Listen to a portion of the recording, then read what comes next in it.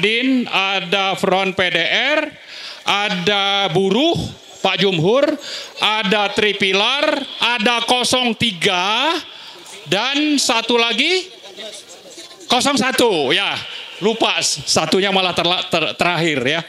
Nah, karena menyiapkan itu saya mohon maaf terlambat, tapi ternyata memang pernyataan itu jadi tidak relevan. Kenapa? Karena penjahat, pengkhianat rakyat dan konstitusi itu ternyata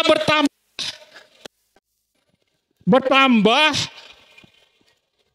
Yang tadinya kita harap, siapa itu? MK. MK sudah legitimasi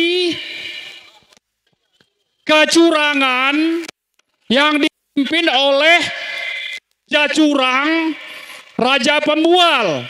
Siapa itu? Joko Widodo.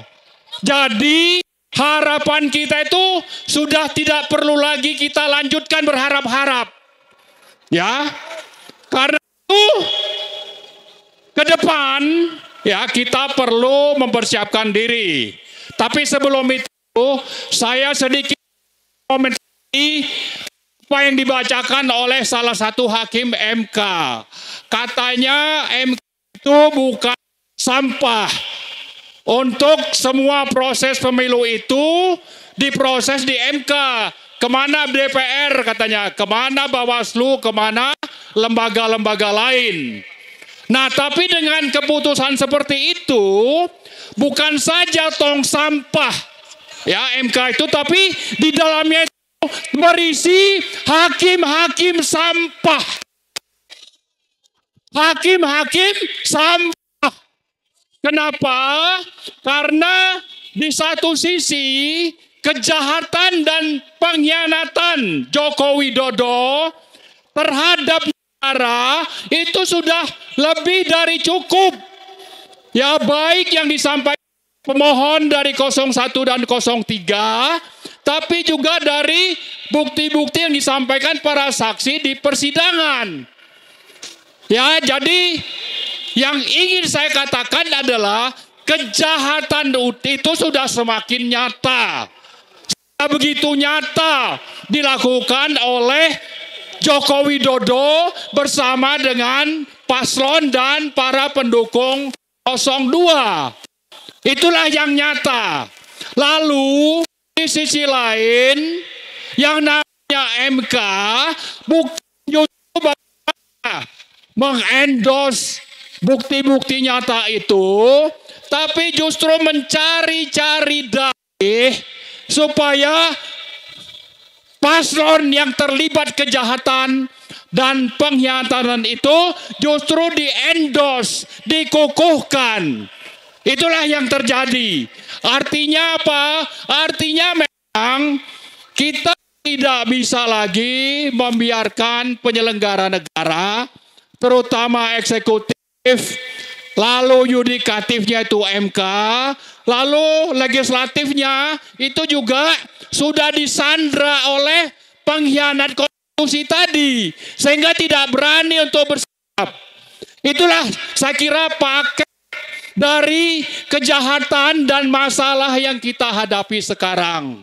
Fakta di permukaan di depan kita itu seperti itu. Kita tidak lagi bicara tentang prinsip-prinsip moral etika. Kita tidak lagi bicara konstitusi, undang-undang, peraturan dan sebagainya. Itu semuanya sudah dikangkangi oleh aktor utama pemilu curang, yaitu Joko Widodo. Kita berharap ke DPR, ternyata mereka juga tidak berkutik karena dikangkangi, disandra oleh Joko Widodo. Begitu juga dengan MK, hari ini terbukti berada di bawah kendali Joko Widodo. Karena itu, yang terakhir saya kira, himbauan saya adalah untuk kita merapatkan barisan, melakukan perlawanan, dan kita berharap himbauan yang kita baca beberapa minggu yang lalu dari para guru besar, dosen-dosen, dan juga mahasiswa, sebagian mahasiswa, ini kita ulang kembali dan kita ajak mereka bersama-sama untuk melakukan advokasi perlawanan people power. Ya, itulah saya kira harapan ke depan yang mestinya lebih kita intensifkan.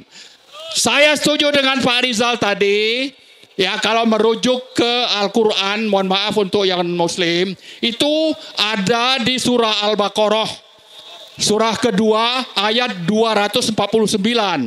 Ya, bagaimana Talut itu mengalahkan Jalut, ya, meskipun jumlah pasukannya itu sedikit. Jadi maksudnya meskipun sedikit, ya, asal kita sabar, konsisten, berjuang sesuai prinsip-prinsip yang diatur dalam prinsip moral, agama, etika, mudah-mudahan Allah akan menurunkan pertolongannya.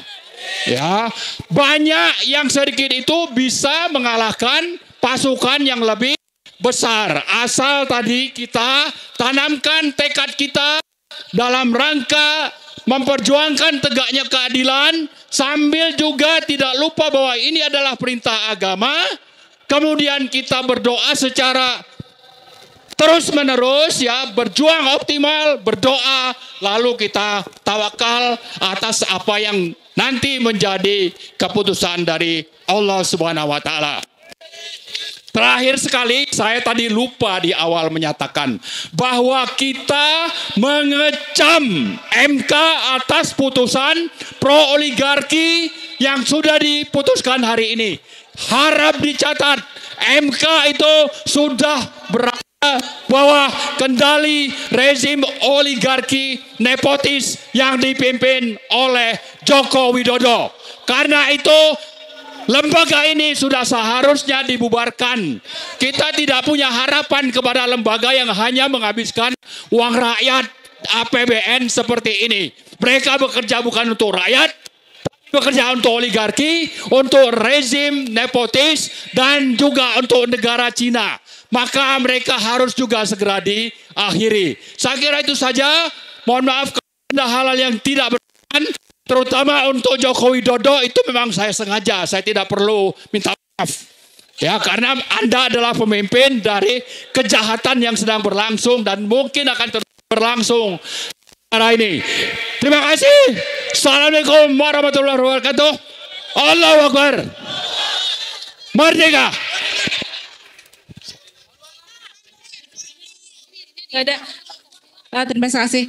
Mohon maaf, ini satu lagi orang tua kita yang tidak kuat panas di sana. Kita coba bicara di sini. Pak Toha Abbas dari Eksponen 66. Setelah itu kita bergeser ke sana, kita ke panggung lagi. Bu Kurnia, kita akan berteriak di sana. Siap? Oke, silakan.